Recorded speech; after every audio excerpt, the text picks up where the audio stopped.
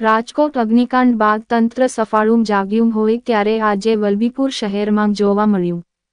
વલભીપુરમાં 49 અલગ અલગ સંસ્થાઓનું ચેકિંગ હાથ ધરવામાં આવ્યું હતું।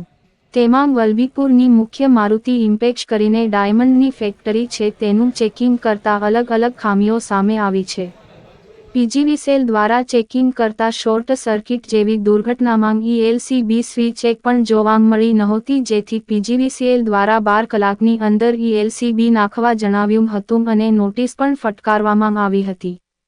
જો 12 કલાકની અંદર ELCB નાખવામાં નહીં આવે તો કનેક્શન કટ થવાની પૂરી સંભાવના રહેશે તેવું પીજીવીસીએલના એન્જિનિયર દ્વારા જણાવવામાં આવ્યું હતું। ફાયર અને સેફટી દ્વારા ચકાસણી કરતા લાગેલા ઇન્સ્ટ્રુમેન્ટ માત્ર શોભાના ગાંઠિયા સમાન જોવા મળ્યા। એક પણ ઇન્સ્ટ્રુમેન્ટ ચાલુ હાલતમાં મળ્યા ન હતા, જેથી ફાયર અને સેફટી દ્વારા નોટિસ ફટકારવામાં આવી હતી। ભાવનગર જિલ્લાની મોટી કંપની મારુતિ ઇમ્પેક્સના માલિકો ટોચના રાજકારણીઓ સાથે સંબંધો ધરાવે છે, જેથી કરી શું તંત્ર દ્વારા પગલાં લેવામાં નથી આવતા તે પણ મોટા સવાલ ઊભા થઈ રહ્યા છે। આ બિલ્ડિંગની અંદર 3000મી વધુ રત્ન કલાકારો કામ કરી રહ્યા છે। તેઓના જીવન સાથે કંપની છેડા કરતું હોય તેવું લાગી રહ્યું છે। ખાસ વાત તો એ છે કે રાજકોટની જે ઘટના બની જેની અંદર જે હજારો લીટર ડીઝલ આગ લાગતી જગ્યાએ સામેલ મળી આવ્યું હતું, તે જ રીતે આ બિલ્ડિંગમાં પણ જનરેટર અને ઇલેક્ટ્રિક ઉપકરણોની બાજુમાં 400 લીટર ઓઇલ ભરેલા બેરલ હતા, તેમજ પ્લાયવુડની સીટો પણ સામે આવી હતી। બીજી તરફ બાજુમાં ગેસનો સિલિન્ડર પર જોવા મળ્યો હતો। આ રીતની ઘોર બેદરકારી હોવા છતાં પણ તંત્રના અધિકારીઓ દ્વારા લૂલો બચાવ કરવામાં આવ્યો હતો અને માત્ર નોટિસ આપી સંતોષ મળ્યો હતો। ભાજપના તાલુકા પ્રમુખ સમગ્ર ઘટનાની જાણ થતાં દોડી આવ્યા હતા અને કંપની દ્વારા સંપૂર્ણપણે ફાયરને લગતી સેવાઓ પૂરી પાડી દેશે તેવું જણાવ્યું હતું।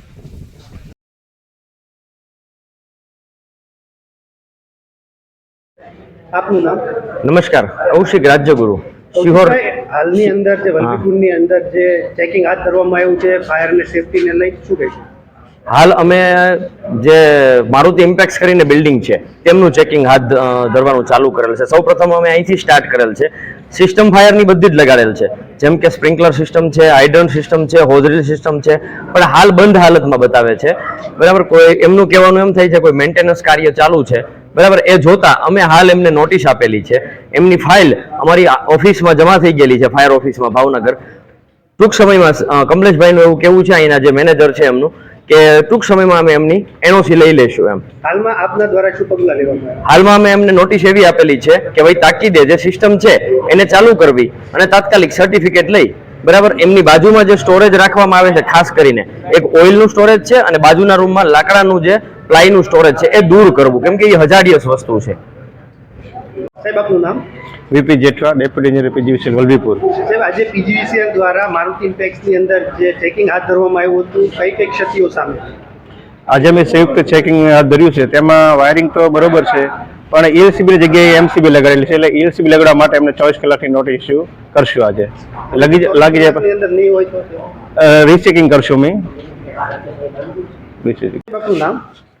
PM Bhatt, chief officer incharge Vallabhipur.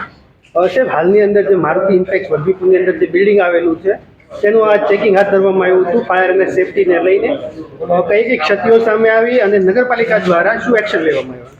એમાં નગરપાલિકા, અમારા ફાયર ઓફિસર, પછી ઇલેક્ટ્રિક વિભાગની ટીમ, પોલીસ વિભાગ અને અમારા એન્જિનિયર વિભાગ બધાને સંયુક્ત રાખી ટીમ બનાવી અને ચેકિંગ કરેલું છે। એમાં જે ક્ષતિઓ જણાય છે એમાં એમને સૂચના આપવામાં આવી છે પૂર્તતા કરવા માટે। વલભીપુરની અંદર કેટલી જગ્યાઓ પર ચેકિંગ હાથ ધરવામાં આવ્યું છે? વલભીપુરની અંદર આઈડેન્ટિફાઈ કરીને સર્વે જે કરેલી છે એમાં 49 જેટલી આઈટમો છે, એમાં ટૂંકમાં આઈડેન્ટિફાઈ કર્યું છે। એમાં સ્કૂલ છે, પછી હોસ્પિટલો છે, પછી હોટલ છે, મોલ છે અને ઔદ્યોગિક એકમો છે। એવા બધા જુદા જુદા સરકારશ્રી તરફથી જે ઇન્સ્ટ્રક્શન છે એ પ્રમાણે કર્યું છે। એમાંથી માણસોની જે અવર જવર હોય વધુમાં વધુ એને અમે પ્રાયોરિટી આપી અને એમાં અમે ચેકિંગ કરીશું ઝડપથી।